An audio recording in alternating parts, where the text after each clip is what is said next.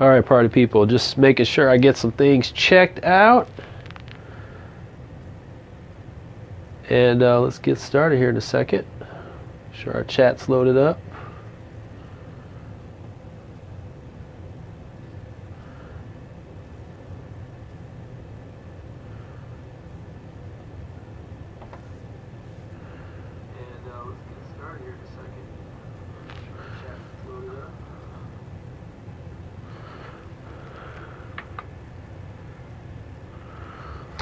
Ooh, it's a game of inches. I didn't see that. We have to move that around.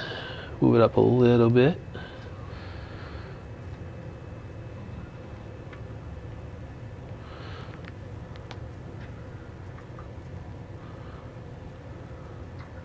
All right. How are we doing tonight, y'all?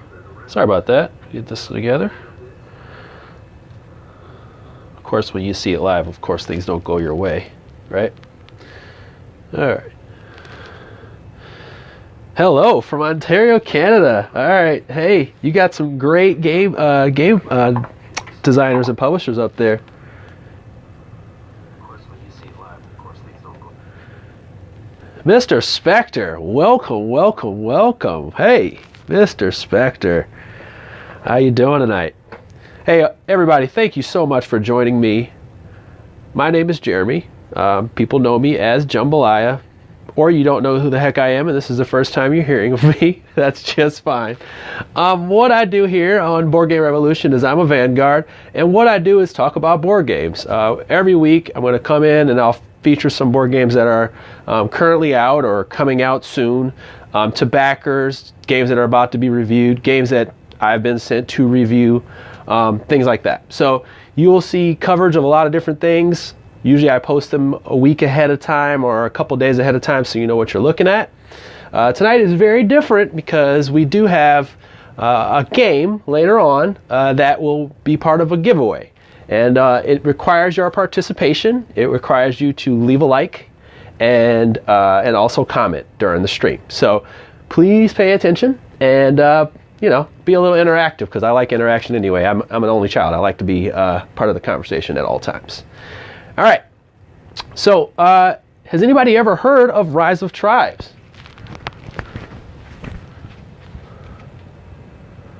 Anybody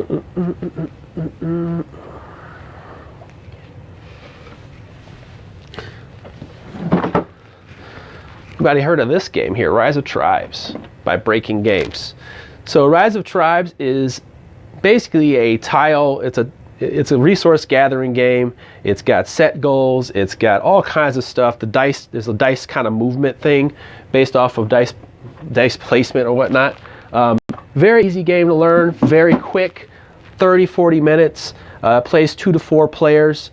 What you're basically doing is rolling dice, using them on the board here to make different types of movements. You are solving quests that are up here, which I'll talk about. And basically trying to score a total of 15 points, okay? I'll be kind of moving the camera around a little bit. Yeah, Jeremy, it is a really good game. I played the game, and it's just awesome. But I'm going to go through all that. So what happens in this game? All right, so the turns are based around this board up here. I would bring it closer, but I'm going to take the camera up a little closer for you so you can see, okay? And what happens in this game is basically this. You are going, every turn, you're going to roll 2 die. There are 5 phases in each turn. That is probably the worst roll ever in history, but we're just rolling again. We're going to go ahead and get some rolls going. So first of all, I would score for my village. I have a village here, and when you get villages, they give you a point every round. So let's say it was Red's turn, this would go up. The next part is I'm rolling die. The first thing I can do is I could grow. So if I were to place a die, and wherever you place a die, it moves the die over like that, and then it activates what goes on the board. So for example, if I move, that means based on these little sun markers, that means I can move 4 guys. All that means on here is wherever I have guys, I can take up to 4 movement. So let's say I wanted to move to this here. I can move this guy here, move this guy here, make it real bumpy in here if I wanted to. All right, I could do that. Or I can even split it up between different areas. Like I could do that and make 4 movement. That's 4. Okay, same thing. Table presence is insane. Like it's just absolutely insane. Four players. Or, well, this is like my favorite thing, to just be able to just kind of do what I want. Oh, I'm sorry. Oh my gosh, I didn't move. I'm sorry, I didn't move. This is grow. Oh my God, grow. All right. Yeah, I'm off my game already. Here we go, right? So grow, what that means is you have 20 guys. You have 20 guys available. By the way, cool little meeples. None of these guys are the same, by the way. So like if you have different clans, you get different people, which is kind of cool. But if you grow, you can grow by 4. So this guy can grow by 4. So we can grow wherever people are. Okay. So I'm just going to do that. 4. I showed you movement, so we know that. And then I would take my second action, and this is blank. I'm going to move that over here to gather, which means I can gather resources from here. Since I have 2 blanks, I don't have anything that's on here. Each one of these situations is going to have 2 moon, which is the worst, 2 sun, which is like the best, and then the normal action if you kind of don't have anything. So for gathering, you're gathering resources from 2 places. We have 3 different types of places. You have the woods, you have the mountains, and then you have the water. So you have 3 different areas where you gather resources from. They look like these little teeny chips. I know they have a nice little non-retail version that has like the nice little ones and whatnot, but these work just fine. I actually added a variant in here. There's variant tiles, and some of the tiles do special things. So for example, I am on, oh my God, none of my guys are on special tiles. Yes, they are. Here we go, this red tile. So this tile right here has a special like little aura on it. It's kind of like the spiritual stuff. This one does too, and this one does too. And what they do is they give extra resources. So they give 1 extra resource. So for example, I could get 2 resources from here. I can get 2 a stone from there, but then I also get an extra one from here. That's how that works. I also may have powers that I can do, because each one of these tribes can have powers. There's variants for it. So for this one, it says once per turn you may pay 2 resources to convert one of their tribe members to yours in a hex you both accompany. So you can actually change somebody. This is like my little power for my different tribes. The tribes are just beautiful artwork, but they actually have a variant for each one where they all have a choice between 2 powers, which is just amazing. Your other action is lead.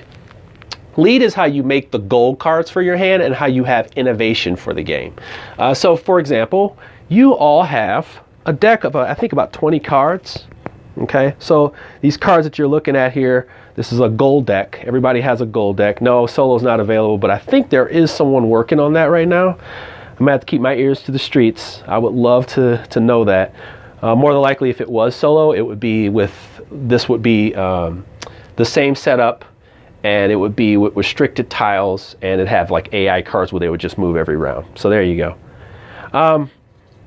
Anyway, so you have sets of things that can give you victory points. You see, the game's only to 15, so people are conquering these things, they draw them. So for example, mine was this lead right here.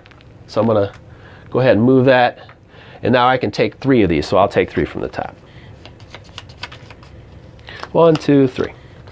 All right, so now those are 3 of my cards there. And I can, oh, look at these, they're all technology. So for example, this one is move. I get 2 additional tribe members. So when I move, I can move 2 additional tribe members. All I have to do is pay this, and then it goes over here on the side, and it's kind of like my innovation, okay? So yeah, I love this stuff. Basketry, I get to gather something extra.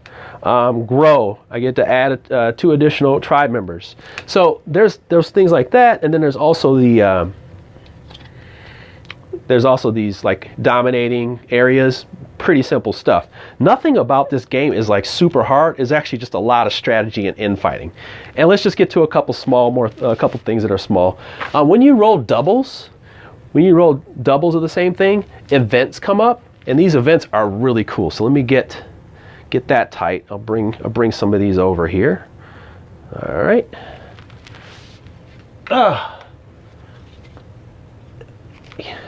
Okay. So you have you have different events that come out, and they do affect things on the board. So one I have here is a dugout canoe. And what it does is it says, hey, when you acquire wood, you can pay this at any point, and then you would be able to get a canoe. These tiles are they actually exist right here. They go right here, and they all have different things. And with a canoe, it says that you may travel lake hexes for free. So it actually makes it so you can move for free. It doesn't count towards your movement. You keep that tile on your little village and good to go. All right. You also have things like animals can show up. You have a saber-toothed tiger, you have the woolly mammoth, you have a couple different things, and you can spend resources to actually hurt the other characters. So yeah, it's really, really cool. I mean, like, honestly, this little things right there actually make the game more interactive. And speaking of interaction, by the way, there's actually a volcano event that affects everybody around it. It's interesting. Blake, that is Breaking Games is the publisher. Take a look at these. Look at these dice. Dice. I love these dice. They're nice and weighty. They're, especially for black dice. They're not like, they got a little shimmer to it, so I like that stuff. What do you think, guys? Yeah. Yep. How about that? Yeah, everything in this game looks slick. I want to just show you a couple more of these tiles.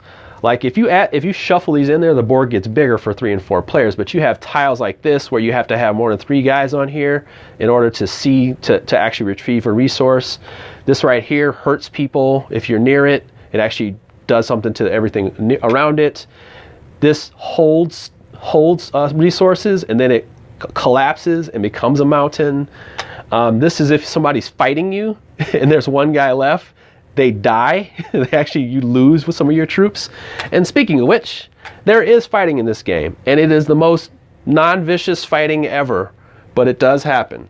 So let's say at any point, if there are 5 people, doesn't matter if it's even your people, 5 people, you automatically, when your turn is coming to an end, so we've done roller dice, we've done actions, and now we're resolving a conflict. When we resolve a conflict, we're resolving this right here. So this is 5, a total of 5. We would take one off, take one off, take one off, take one off. It's deterministic. That's it. Okay? That's your battle. Okay? And why is that important? Well, it's important because you want to get rid of these people who are earning points every round. Every round that person, well, this person right here gets to make a town, and I'll just show you this right here. Everybody has a different way they make them. So everybody has a different way, as you can see here, Mukan, and they both have different ways of making tribes. So you have different things. By the way, just look at this freaking art. Are you kidding me? Are you kidding me? Look at that. Oh man, just good stuff. But yeah, you have different ways you make them, and when you do, people start racking up points. Okay, that's 2 points every round. Plus solving these. So the game can end pretty quickly, but at the same time it doesn't, because people start to activate, they start to interact with each other. You don't want to hide on the board. This game scales very well. This is a 2-player board, so you can't just sit around with, 15, 16 guys all over the board. You can't have more than 5 guys on your board either. You can't do that. You can't have that at the end of your round. So you want to make sure you're doing things. You have to interact. The game plays really well, never really gets over 45 minutes at all. It's got so many different modes. I didn't even talk about some of the little extra pieces they have for not even just the retail, but the Kickstarter too. They have an upgrade pack with better stuff, better resources. I think they even have the minis for these guys, for the mammoth and the saber-tooth, things like that. So if you have any questions, I will answer them right now. You have any questions about the Rising Tribes? I'm going to go ahead and just start washing this out as I have to do, and then clean up later on, so excuse me. I will take questions. How many times in 4-player? Yeah, the art is absolutely wonderful, guys. Yeah, I can't even express enough how beautiful this art is. As a matter of fact, before I shut this one down, I'm going to just show you how beautiful this art is on here. Some of these cards are just ridiculous. Some of these guys. Just look at these. Just look at these. It almost, you know what it almost looks like? It almost feels like when you look at Days of Wonder stuff, where it's just so dang on beautiful that you kind of like get lost in it. Look at that, man. These powers are cool too. Here, I'll go through that too. Look at that. Look at these wings on this. Man, that's so cool. Each one of these guys.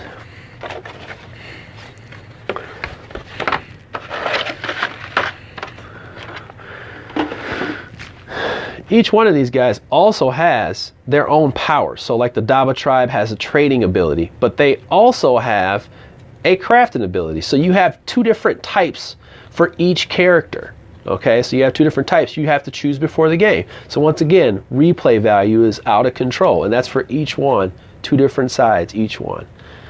Absolutely amazing game, by the way. Just absolutely amazing. I don't know what this is going to be on retail, but I mean the Kickstarter is worth it. You get a lot of stuff in this thing for, I think it's $50. So I would just try to late pledge on it right now and get that done.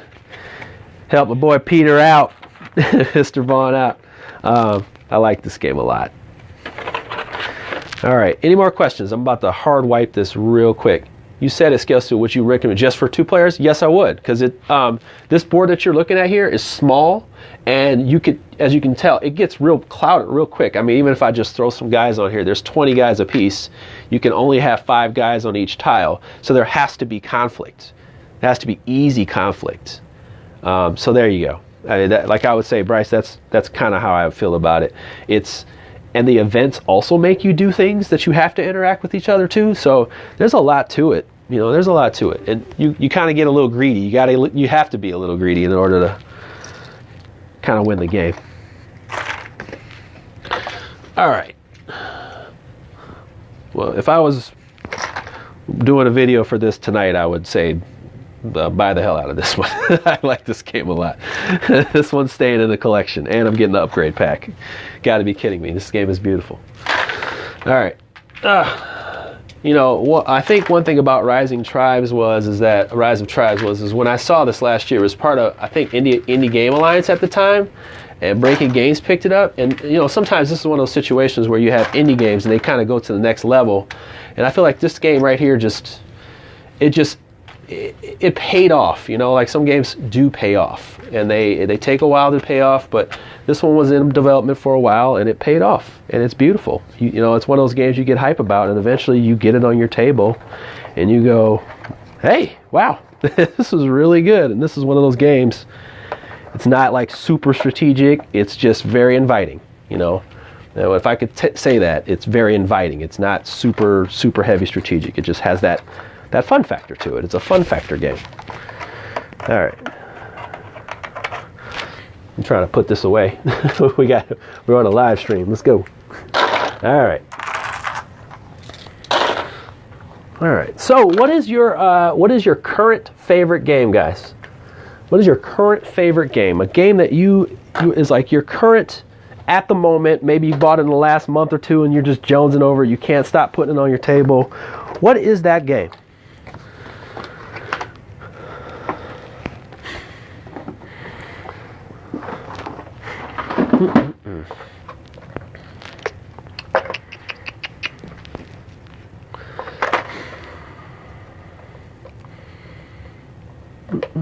Seventh Continent. How about that? All right.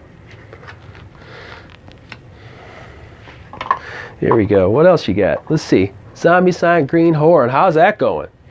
Man, how's that going? All right. I'm feeling that. Let's see. Lowlands. Hey, Lowlands is doing okay. People are kind of liking it right now. I'm feeling that.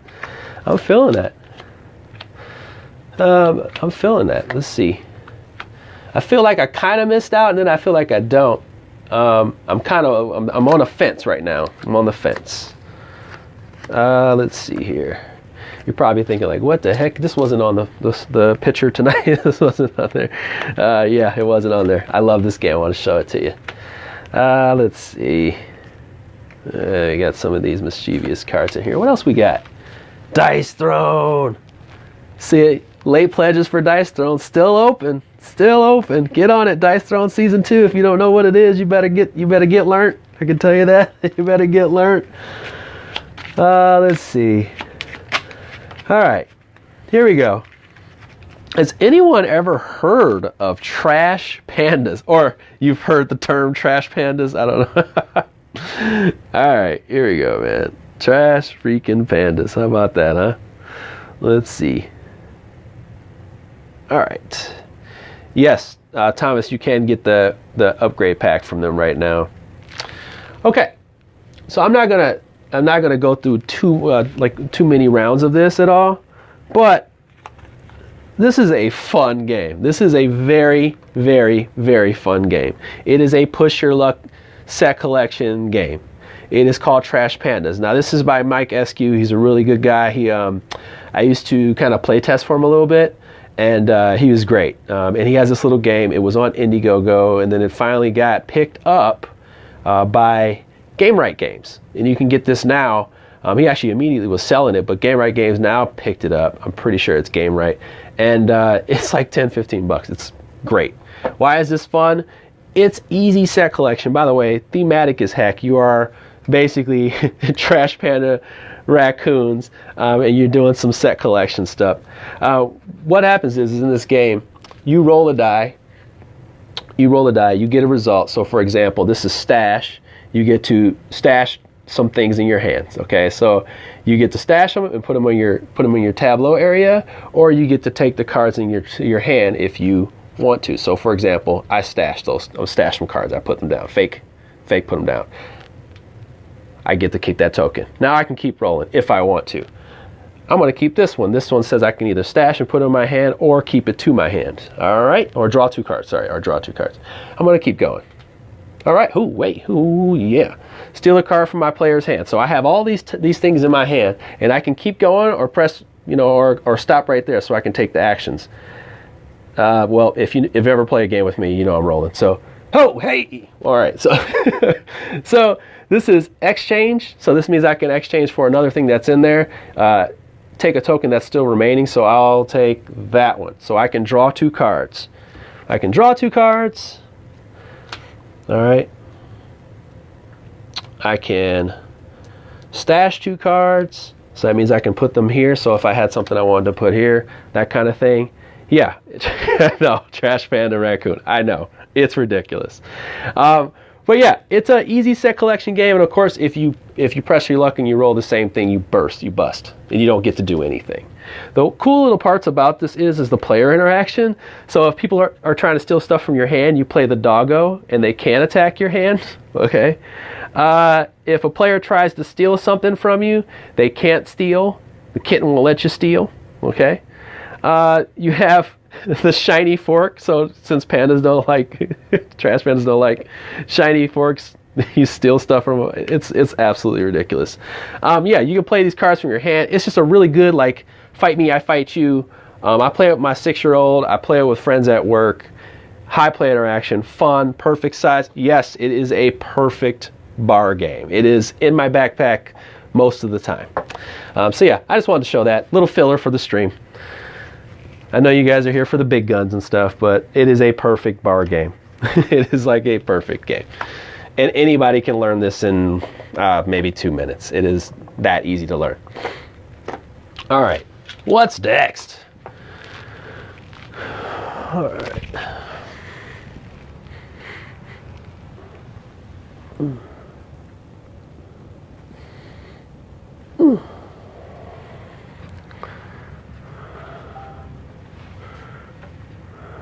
Oh, whew.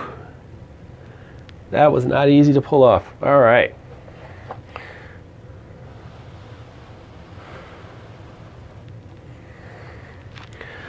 All righty. Let's see. I'm going to try to raise this up. So where's everybody from? Yeah, we got some Canadians in the house. Where else are we from? Can I give them rabies? No, you cannot give them rabies.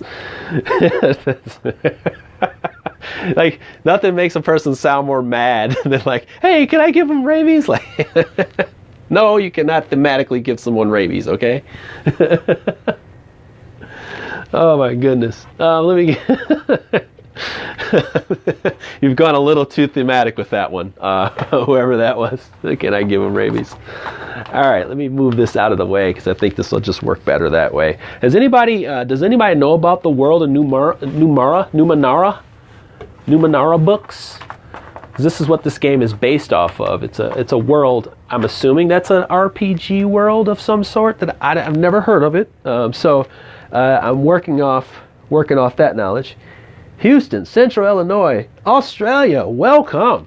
Wow. I like it. What do we got here? Shane, I have to go to work soon. Oh man, I wish you could stay. I really do. You know, I talk about games, specifically the cool ones. I specialize in the cool ones. All right. Ninth Worlds. There's a couple selling points to this game that I hope I don't gloss over, because sometimes I tend to get excited and I gloss over stuff. All right. Let's see here. Oh, other way around. And let's see. First of all, let me tell you, if you know if this artist, whoever this artist is, and I can't think off the top of my head, they're just flat out amazing. Some of these artists right now, the art game is sick right now. I mean, if you have a favorite artist, my favorite artist is Vincent Dutrait, and he's putting out his best work right now. So yeah, it's serious right now in these streets. I mean, if you have a favorite artist, that's fine, but honestly, man, like it's stiff competition. Beth Sobel, a couple other people, but I just can't. It's just amazing when I look at the art for some of these cards nowadays. It's just beautiful all over the place. You'll see some more of that art tonight. Let's see. I'm going to do it like this. This is not the way it is actually set up, but I'm going to do it this way for the stream. 4 inch. Move this over. What else we got? Thanks for stopping. Yeah, man, thanks for stopping by. That's unfortunate. You got to go to work. You know, you got to pay the bills. I just got paid. It's Friday night. You know what I'm saying? So I'm feeling good. I'm ready to talk crazy. All right. 1, 2, 3, 4, 5. Yeah. Okay. Cool. All right. So this is Ninth Worlds. Okay. Ninth Worlds is a skill builder. Okay. It's not. It's by Lone Shark Games. It plays 1 to 4 players, I believe, on top of my head. 1 to 5 players. Actually, yeah, it does hold a lot of players. And what you're doing is you're trying to go across regions and recruit and score points on your own, going on quests inside and outside of your town. It's a very, very easy game to learn. I'm going to show you some of the cards in a minute. It's an easy game to learn, but it's got like a little tricky mindset to it because, and this is because, all right, this is because it is actually not deck buildery. It's a skill builder. Okay. So what you're doing is you're actually going to have the same 5 cards. You're going to have 5 cards in your hand. You will never have more than 5 cards. So the big deal is that you're actually building the skills of your cards. So for example, there is Scout. Okay. So there's Scout. There is Tinker. Scout is basically scouting cards. Tinker is manipulating cards. Charm is quests. Okay, so these are the most basic cards. That's why I'm showing to you first. And then you have Combat, which is fighting, of course. And then you have Focus, which is like your level up. Okay, and then you have these gray cards, which are nothing. They're like regular. They're called effort. So they mean like, hey, you work hard. Okay, like, so what happens in a round in a multiplayer game? You and your partner. Oh, actually, sorry, I'm skipping over stuff. You have these characters, and oh my goodness, this is once again the art. Because I want you to see how much replay value in this game there is in this game. Whether you like it or not, I want to make sure you see all of it, see most of it, what's available in here. So like I said, if you are aware of Numenera, the world of Numenera, you may get excited when you see this stuff, but honestly, the artwork is still so good anyway. Look at these guys. Now each guy has like 2 skills they start out with that match those cards I showed you. So scout skill and the charm skill. So he's good at questing. But then there's also like his special power that helps him when we settle up on certain things when the round starts. But yeah, look at this. Okay, look at that art. Yeah, and then they all have different sets, but it's similar. Okay, it's all similar. It's just these guys are different skill sets. And why this is important is because it will change how this game plays out, or how you can play it out. Yeah, the one big thing that sold me on this when I was at Origins and I was filming videos for this is just like right away I was like, ooh, this art's sexy. Whoa. So yeah, that's just to show you the kind of like what's going on in this. So I don't remember what character I had, but I'm gonna just take one. Okay. So this is the tricky part.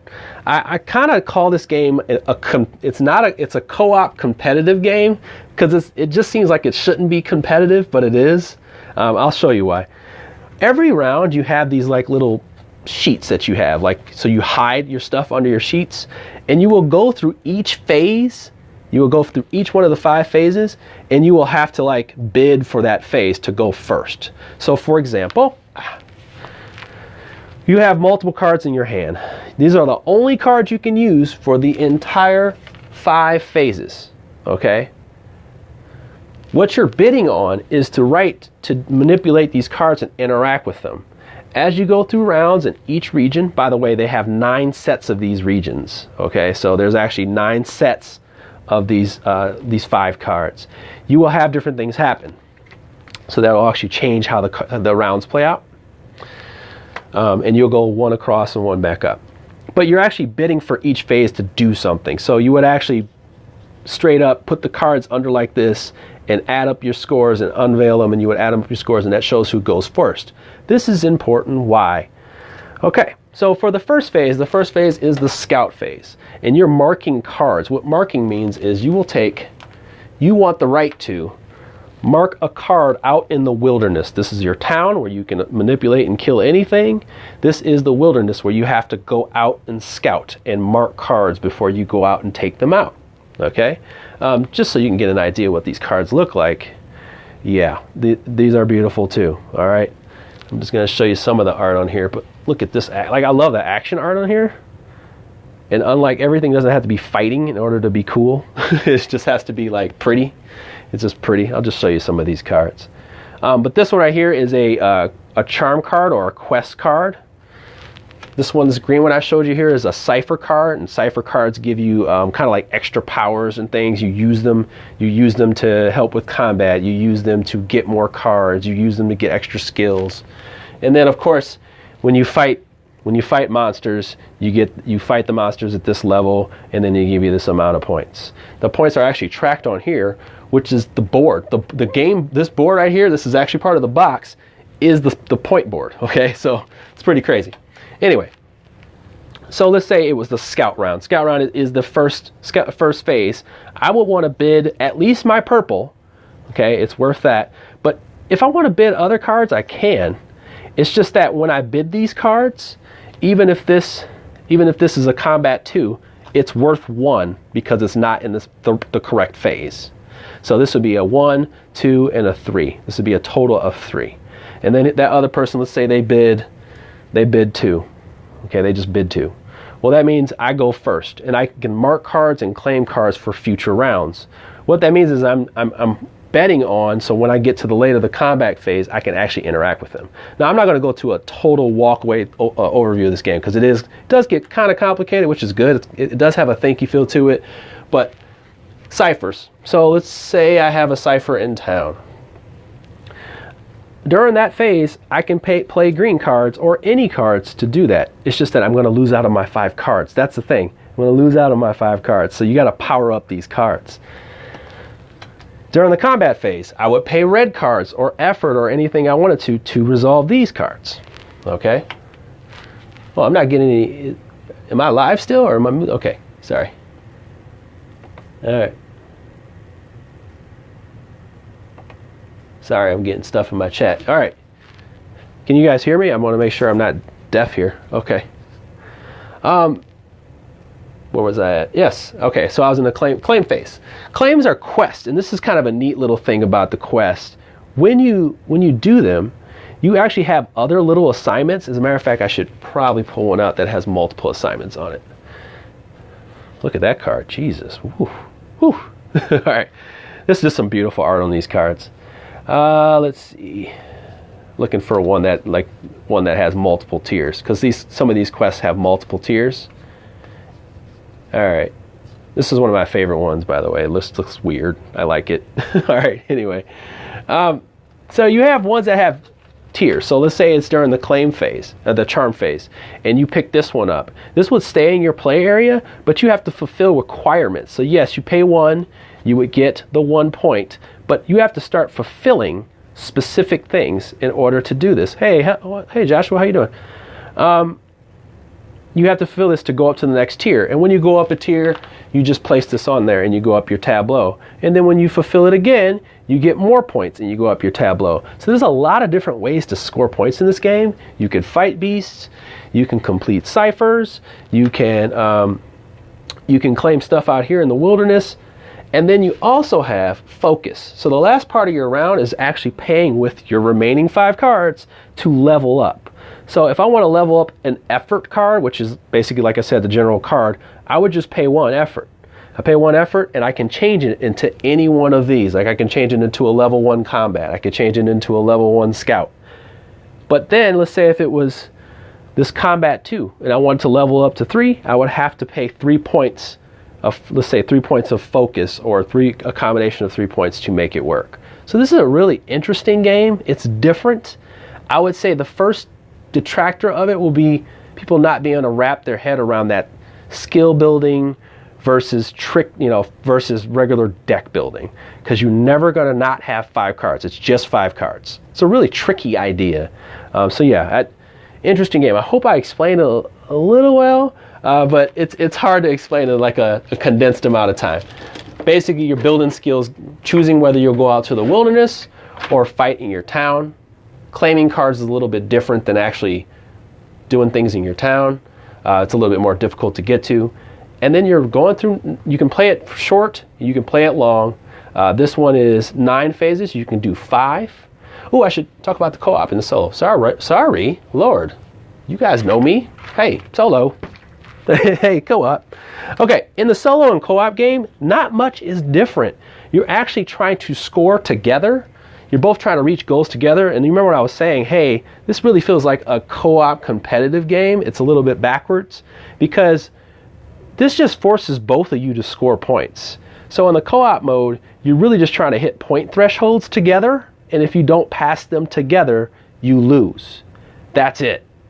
If you're in the solo mode, you take yourself and then you take 3 other cards. You take 3 other characters. 1, 2, 3 characters. And once per game, you can use this character as a resource. Okay? So you can use it as a 2 resource. So I can use this as a 2 resource for focus and a 2 resource for combat. Once. They're gone. That's it. They're like assistants. So this game works solo. It works perfect solo. And once again, replay value. This is 1 region of the game. There are 9 regions of the game. And what kind of conditions do they have? Well, they change how things score. They change how what actions you can take in a round and what you can't take in a round. So yeah, there's a lot of different stuff that's going on in here. I'm just going to show people for the Numenera universe people who are fans of that game. I'm going to just slide all that off there. All of that off there. Got to do a lot of cleanup. A lot of cleanup. All right. This is the map. So the actual box is the map of the region. So I don't know if you knew that, if you guys were on the Kickstarter or not. So yeah, the whole map is the region on there. I like that. That's really cool. And it actually, they say, hey, you can mark it off on there if you know the lore and stuff like that. That's up to you. I just wanted you to know that it exists. All right, let me figure out how to clean this up fairly quickly or not. Let's do that. Sorry. This is how live streams go. I like to get them in there. All right. How we doing? How we doing? Oh, I didn't mention the dice. There's dice. There's not dice combat. There's dice sometimes for combat. There's dice for in the co-op mode. When certain monsters are out, they ask you to roll the dice, and then there's either a good event or a bad event. It's 2, 2, and 2. Yeah, the box design is really interesting. I don't know if you played a game. It's called Merchants of Araby. I always sing from the rooftop for that game. It has the same thing, like that magnetic fold over thing. It's really nice. It's actually cool, and when it does, it fits right back into this little box right here, this little tall box. So I happen to like this game. I was totally surprised. I did an interview with Mike Selinker from Lone Shark Games, and I was hoping to talk about Apocrypha, and then I ended up talking about this, and I ended up liking this. So there you go.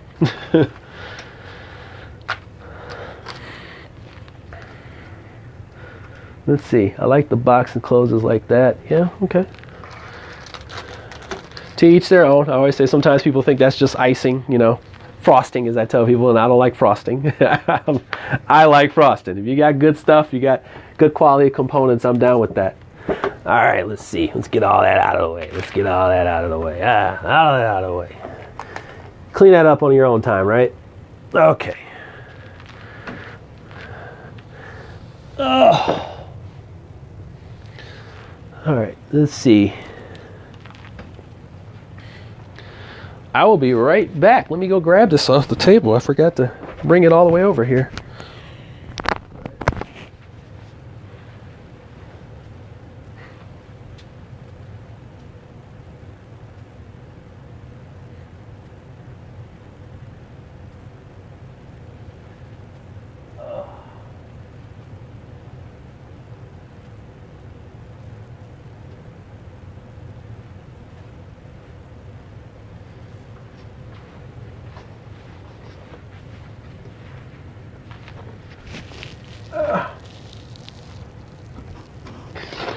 Oh no!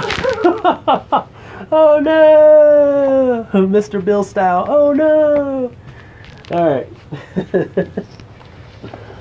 Just had a Mr. Bill moment. Oh no! Alright. Well, you can see I'm going to close with something else. As you can tell, this is not the closer, but I'm just saying we're going to close with Spy Club. And there's a reason for that. Because we do want you in the chat, we want you to interact, and we want you to like the post and interact. And there's just a lot of awesome games that people don't know about. They have their mind kind of dead set on specific games, and I tell people, man, you're missing out on so many awesome games if you do not, become a part of this. You might find out something new. You might find something different. So this right here, I don't know if you've heard of it. Oh, I think I just undid what I was doing. 1, 2, 3, 4, 5, 6. All right, this is called Warsaw, City of Ruins. It's by North Star Games, and I think. Sorry. Say it should. Hold on 1 second. All right, here we go. All right, anyway, this is Warsaw, City of Ruins. It is by North Star Games. If you are familiar with the game, it's called Capital. And the game it basically simulates Warsaw, which was kind of beat up over 2 world wars. And, and the game simulates that as you go through the epochs. During each game, you're going to do something like, I don't know if you've ever played, let's say, between 2 cities. It's familiar to that. What you're going to do is do the same kind of tile motions. You're going to take tiles, you're going to hand the tiles out, and you're going to do like a tile draft. So you choose pass, I choose pass, until you get tiles laid down. So what are you laying down? Okay, so as you can see, there's stacks here, and during each year or epoch, you're basically taking these tiles, which you have like residentials, you have, I keep forgetting the names of these, but you have different areas that score different ways. So I'm going to just kind of put this down like that. Okay. Let me get myself together here. 1 second. All right. So you have a cultural area which scores points, and they have that kind of stuff. Then you have the residential area and commercial area. And then you have just the grass and parks. You have different milestones, and milestones give you bonuses all the time.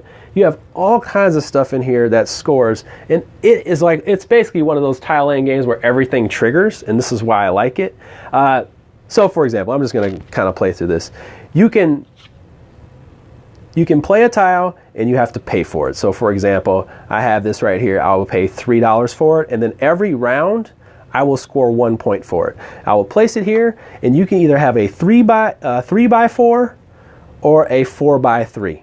Okay, so that's kind of the idea. Once you make a 4 by, you can only have a 3x4. Then I would pay the 3 coins. Pay the 3 coins, done. Then I would pass my tiles to my partner.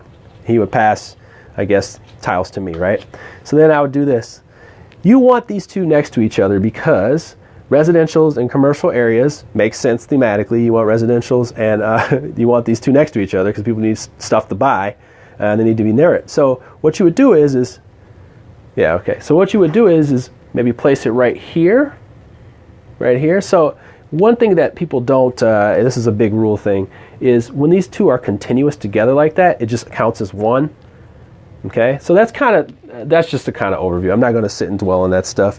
And as the epochs go up, of course, the scores get higher and the amounts get higher. So here's some of the cool things you have. So you have things that get you points every round. You have, let's see, transportation tiles. So if you have 2 tiles, you have a tile of transportation here and a tile of transportation anywhere else on your map, you get points for that. You also have monuments. You have different monuments that give you points for having specific buildings. I love these. And you know why this is really cool? Is because these are real. Okay, these are real places in history. This is one of those types of games where when I was playing it, I was thinking to myself like, wow, I need to learn more about the Polish history and things like that. One of the really cool things you can do on this game is you can overbuild. So since the city was in ruins, you can build on top of stuff. Okay. So as you notice right there, I built on top of this. This actually costs 4. So if I put this 4 on top of it, it costs me 0 to do that, which is great. Okay, that's one of the coolest things about the game is like you can build on top of stuff and pay less according to what's on the bottom. So at the end of the 3rd epoch, the first destruction happens, and it's the first bombing. So what happens is you can destroy one tile, okay? You can destroy one tile and then move in wherever else. So let's say I destroy that tile. I actually have to move and replace it. Kind of like that. Same thing in the 4th. So when you're done with the 4th, it happens again. Okay. Yeah, I like the building on top of stuff. It's just cool. And then you have just things get way more advanced. You get better technology, which I love. It just kind of speeds up to real times. And it has the scoring tiles that say, hey, you can trigger multiple things. As you can see, money starts going up. Points start going up. I love this game, man. I thought, wow, I was really surprised by it. So if you are a fan, and this is the thing, if you are a fan of, let's say, Between Two Cities, Card City XL, for me, this game is better than both. I can tell you that. It's just better than both. And yeah, poor Warsaw. Yeah, you learn a lot about this place, unfortunately, in its history. And also, one of the things that's important about this game. One of the things that's really important about this game is this little mermaid. Okay, so they actually made this mermaid, and the legend is the 2 sister mermaids. One was from Copenhagen. It was caught. So they have these kind of like these mermaid people. And they actually are part of the lore. So I'm not going to go too deep into that. But yeah, I do too. I like these little thick chips. They're not even like metal. They're just chips, nice chips.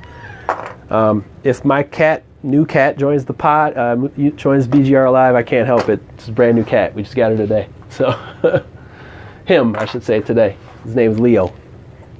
Okay. So yeah, that's this one in a nutshell. It goes for 6 rounds. It plays real quick. Plays in about an hour. Okay, plays in about an hour. But yeah, it actually has places that do exist. It's natural, natural stuff. I like this game quite a bit. I just had to let people know because it doesn't look fun. It doesn't look fun to people. It has to, of course, has to look sexy on the box for some people. So yeah, I just want you to know about it. What do you think? What do you think? What do you think?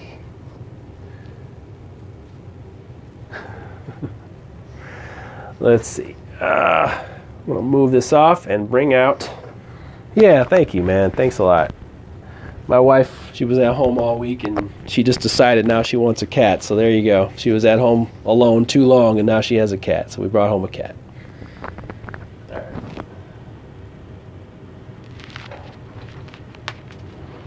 Oh!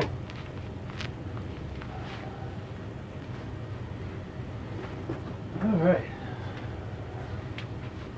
Oh.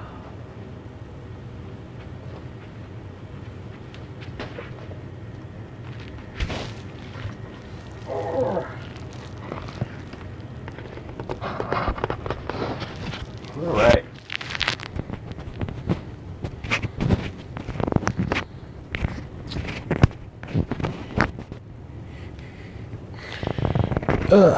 Sorry about that. I had to get all this stuff together, man. If you've seen the room that I'm working with around me with all these lights and stuff, my goodness, this is a big table, but it's not that big when you're trying to stream stuff. Let's see. Oh, Chad in the chat. Welcome, Chad. Welcome, Chad. Welcome, Chad. All right, I'm going to try to condense this so everybody can see everything. All right, let's see. Let's get it right there. All right. Let's see. So, if you've been looking at the list for Gen Con, can you tell me what game are you most looking forward to at Gen Con this year? Or you're a little curious about at Gen Con. Let's just say curious.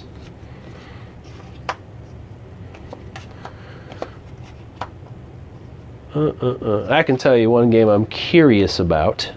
Mine would definitely be the what is it called? It's called Critical Mass. It's the mech battle game.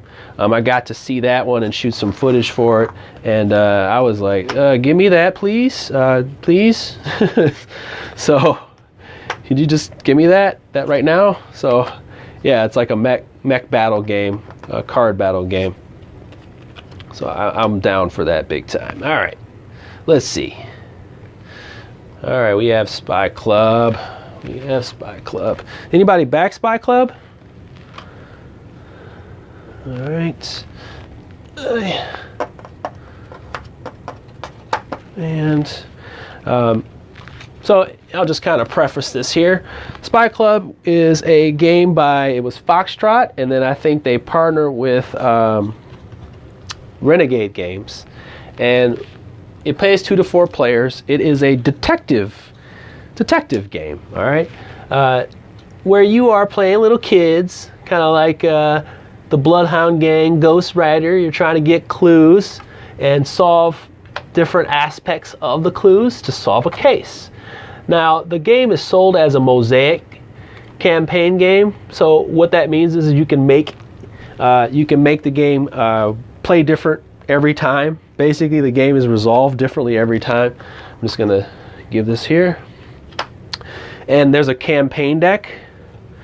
Okay, so there's a campaign deck that you don't have to go through, so I'm not going to spoil it all, but there's a lot of cards in here, and what happens is as you unlock stuff, it'll actually tell you you're unlocking things and tell you to get different cards. So if you've ever played any kind of legacy-ish, campaign-ish game, this definitely will tickle your fancy, because it's not really that much of a campaign. It's just more so like, hey, they put these cards in here that manipulate how this stuff works. So how does this work? What you're trying to do is just find similar aspects, and then you finally, when you finally match up what's going on here, you solve that one aspect of the game. So as you can see, I have 3. These are locations. Green is locations. So what I want to do is just find clues to put the next green up there to solve that aspect of the game. In order to finish the game, I must have the object, the crime, the location, the suspect, and the motive. I have morning, noon, and night to do that, and I cannot let the villain, the person who did it, get away. Okay? So what do we do in our turn? The kids. I didn't name these kids. I was going to name them. What should I name this kid? What should I name this kid here? Let's see. How about Tiff and Biff? How about Tiff? I'm going to name this girl Tiff. She looks really weird. She's got weird eyes, but I like her. Her name is Tiff. All right. And this guy, his name is Biff. There you go. Biff. Biff and Tiff. Biff and Tiff, the perfect team. Okay. All right. Anyway, so you can do a couple things on your turn. These clue cards right here, these are, as a matter of fact, I'm going to come down a little bit so you can see.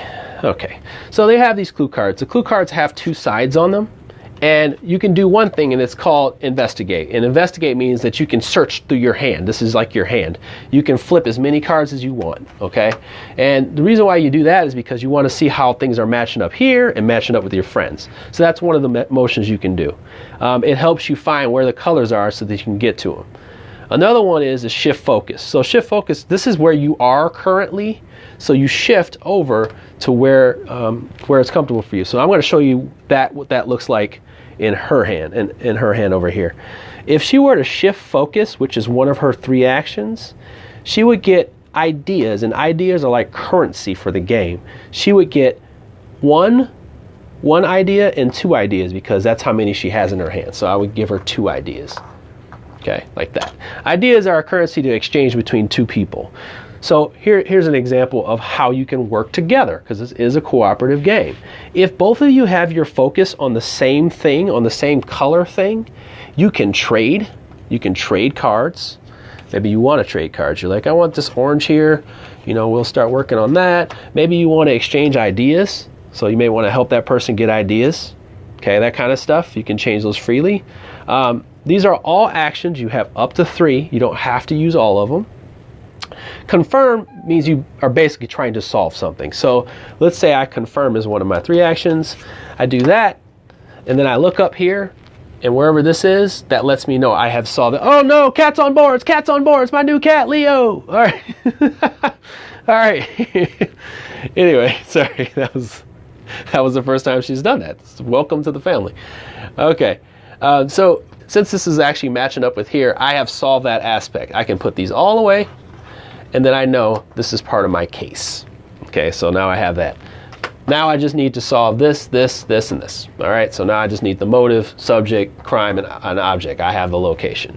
And then I would keep going.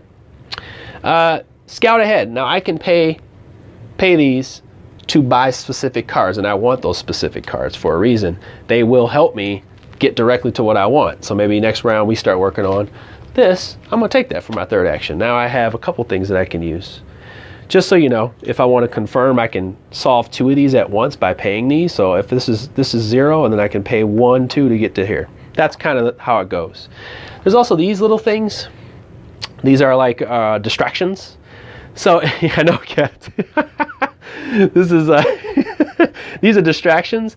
So they get you distracted. You can't do anything. By the way, thematically speaking, there's like chores, video games, pizza. Like, oh yeah, here's pizza. Pizza gets you distracted. Okay, as you know, gets you distracted, right? Now, when the round is over, this is where the gamey game stuff comes in. You will have this deck, and you flip these over, and it's got like the little criminal on it right there, and you connect it to them like that, and it tells you how many spaces they would move. You go 1, 2. Wow, this worked out a little too perfect. If he goes here, this little guy moves across your boards.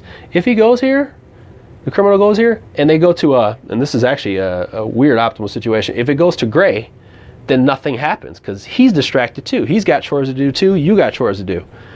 But let's do blue. Let's do blue instead. Let's make it up, right? So if it was blue, we discard the rightmost remaining incoming clues. So these would be incoming clues. We destroy them. Okay? So we can't plan for those. If you had advanced the escape marker, if it was green, he would advance the escape marker. So now he's starting to escape. You cannot let him escape. If you have sabotage, which is purple, he will remove 3 ideas from the stack. This is one of the ways you can lose. This would flip all cards in your hand. So red will flip all the cards in your hand. There's so many ways to like keep you off your pace. Also, there are cards in here that make him move too. So let's see. Oh, there we go. There we go. There's one right there. So if I'm playing the game and it goes like that, he's going to move 2 spaces. This is going to happen. He's going to advance the skate. Oh boy, this is really bad. He's going to advance the skate marker, and then he's going to advance the skate marker. That's not good. Okay, so there's a lot of teamwork that goes on in there. This game, it's at first I thought like, oh, this is too light, but once you get a good 3 or 4 people going in this, it's really good. By myself, let's say as a solo player, just playing a co-op game, I think the game is solid. I think it's fun. It's one of those games where I think this campaign, unpredictability of the campaign, manipulating how your deck plays out, you actually can keep score of that. Should I put the scoring pad under here? Let's see. Yeah. So you can have a case log, and when you solve these aspects for each case, you keep the score, keep points, and even if you lose, you kind of keep the points for whatever you did finish. So there's that too. But yeah, this is the campaign deck. They actually tell you to stay out of it, and then I don't want to blow the loads on this stuff, but yeah, they give you information, they flip it over, and you keep going. It is a cool concept for a co-op game. I quite like it. I quite enjoy it. Does anybody want to know any more information about Spy Club? Spy Club, Spy Club. All right. So, I don't know what the count is, but I was told that I could give that away. I gotta check and see. Max player count is 4 for Spy Club. 2 to 4. Yep, 2 to 4.